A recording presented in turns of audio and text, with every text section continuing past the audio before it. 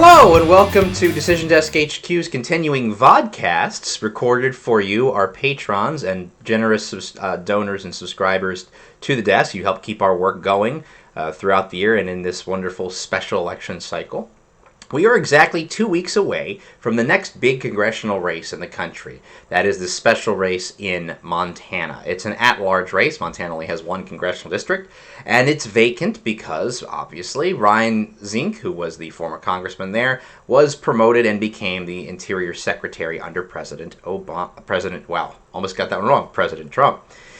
Well, now that there's been this open race, you have Rob Quist, the Democrat, running. You have Greg Gianforte, who is the Republican, running. Now, Gianforte ran for governor last year, and this is kind of useful for us as we track the early voting mail-in ballots that are returned across the state, county by county. We don't know the party affiliation of people who've returned their ballots, but we do know the counties their ballots are coming back from.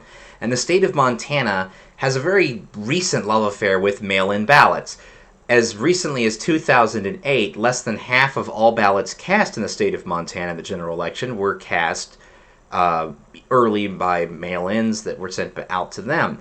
In 2016, nearly two-thirds of the state's voters decided, let's make things simple. I'm just going to go ahead and fill out my mail-in ballot and cast it that way. This has been increasing also in midterm elections. In 2014, despite a lower overall rate of participation, over 60% of voters still cast by mail. We know that the number of absentee ballots that were sent out in this special election totals around 347,000. We also now know how those ballots are coming back in and from which counties. Now, there's good news and bad news for both political parties right now. As a breakdown overall, over 62% of the total ballots that were sent out and returned in 2014, they've been returned so far. 41% of the 2016 total of ABS return rates. There's been 138,000 that were sent back in out of 347,000 sent out.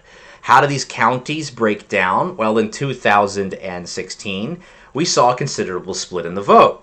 In the presidential contest, Trump won the state of Montana by a 20-point margin, and so far, absentee ballots basically come to almost 2-1 from Trump counties.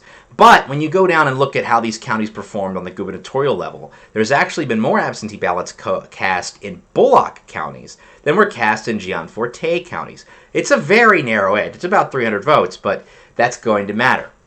How much does it matter? Well, it depends on who will show up. And we know where they need to show up for either party. For Quist, he badly needs to replicate Bullock's success last year.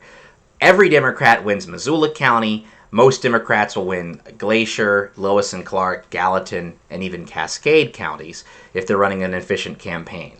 How are those counties returning their ballots so far? Well, Lewis and Clark, which is about a mid-sized Democratic county, almost half of its ballots have already been returned that were sent out by mail.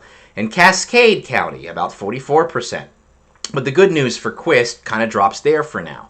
Missoula, the biggest prize for a Democrat. It's always loyally Democratic. It voted for Hillary Clinton comfortably over Donald Trump, despite him winning the state by 20 points. In Missoula, less than 30% of all the ballots mailed out have been returned. On the Republican side of the ledger, there's not that many large counties, but of the counties that are considerably large, well, there's been pretty decent turnout. Yellowstone, which is the largest county by population, the largest county by votes that are cast year to year, and also narrowly went to Gianforte in his unsuccessful bid for governor last year, it has returned almost 48% of the ballots mailed out. Ravalli has returned over 50%, and then Flathead's been kind of a disappointment for Republicans. That is a more Republican area, but only 21% of ballots have been returned there. Keep watching each of these individual counties, as we will, to see, does this balance continue to favor perhaps a potential for a Democratic upset, or do more ballots start to return in these Gianforte base Republican counties in the remaining 2 weeks? We firmly expect voter turnout to exceed about 90% in terms of returned stuff by mail, and we think that the total overall number of ballots cast will probably exceed 2014 in the general election, but we'll have to see. We do know that it's going to be an exciting contest. It's a rural state that many people didn't think was going to be on their radars. There's been polling showing that it is actually considerably close, and one of our insights are these mail-in ballots because of the sheer number of votes that they account for of the overall that's cast. Anyway, we hope you enjoyed this little bit today about Montana. We will be covering the South Carolina runoff for the Republicans next week on Tuesday. Check your mailbox for the wrap-up of the week and additional deep dive tomorrow. And this is Brandon Finnegan thanking you all again for supporting Decision Desk HQ.